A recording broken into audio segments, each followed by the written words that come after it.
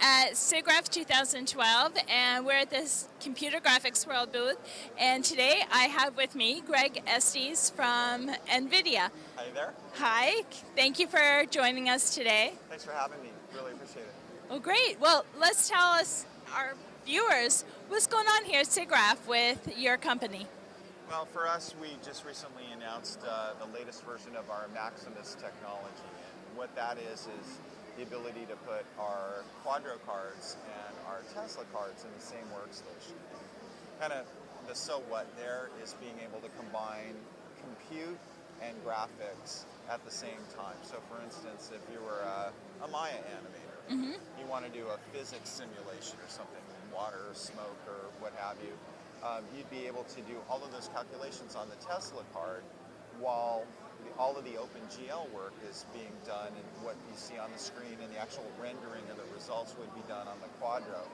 And that's very powerful to be able to do those two things at the same time, because you can simulate and animate at the same time, right? So you're an artist and you're working with that interactively, instead of having to wait, hours to have some kind of rendering come back, and then you find out, oh no, we should have done it a different way, or if the character moved his hand like that and smoke came out of it, it would have lit the curtains on fire over there, or what have you. So the idea that you're putting more power in the hands of the artist and animator right there, not for final production rendering, but for look development or any one of a number of different processes that you would want to have to take advantage of that interactivity.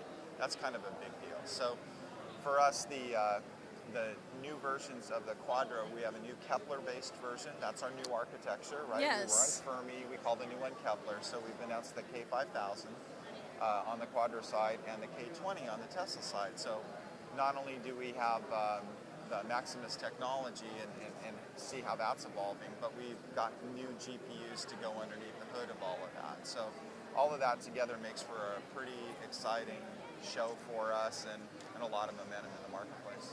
Now, this has been evolving for a little bit of time, hasn't it? Yeah, we showed it as a technology demonstration for the first time at SIGGRAPH last year. And then we announced the first version of the technology in November. And we had exactly one application in media and entertainment, which is my market at that time, which was Adobe Premiere Pro CS5.5. And now we have more, and all told, I guess, in manufacturing and media, mostly those two markets, we had about 7 applications. And now we've more than tripled that. So in our booth alone, amazing. We've got Ion Fusion, we've got Chaos V-Ray, we have Maya working, of course.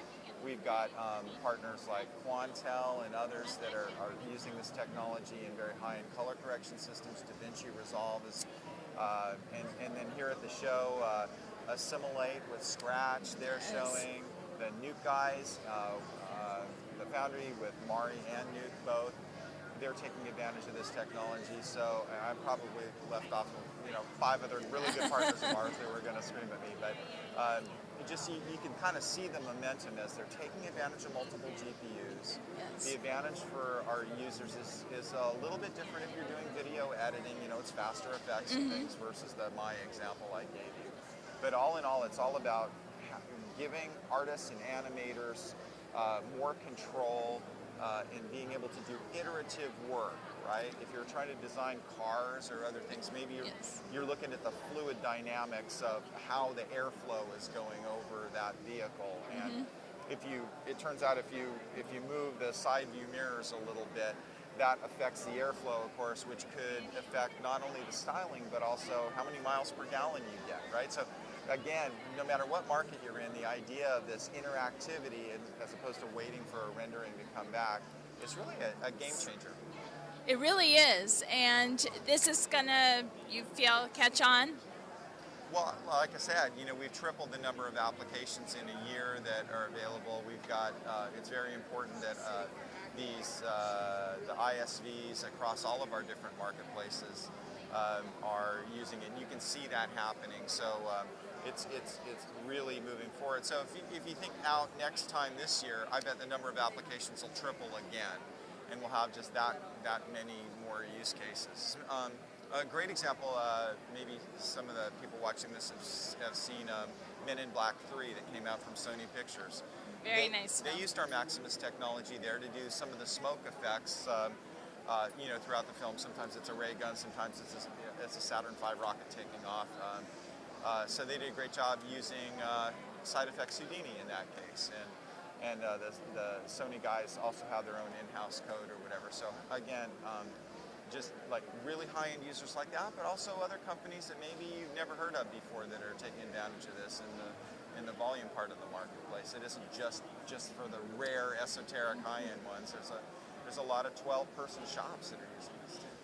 And that's where the productivity would be very important as well. Yeah, because if you're a smaller company and you know each one of your artists or animators or designers, they have to do more themselves, right? You don't have somebody who just does lighting or rigging or something. You know, you're kind of the Wouldn't that be easy? Yeah, I mean, you know, the ILMs of the world have that, but most people don't. Exactly. And so, again, having this kind of technology and increasing the productivity of that single user, well, if you're a small shop, it matters that much more, you know, to get your part designed better or sooner, or get your visual effects shot done more. So, even in oil and gas, I mean, having a geophysicist be able to, you know, look at a data set in a way they couldn't do before, it's just across the whole computer graphics arena, it's really making a big impact. Well, great. I can't wait to see it next year. Yeah, me either. I know. Well, thank you so much. Thanks a lot, Karen. All right, Appreciate it. thanks.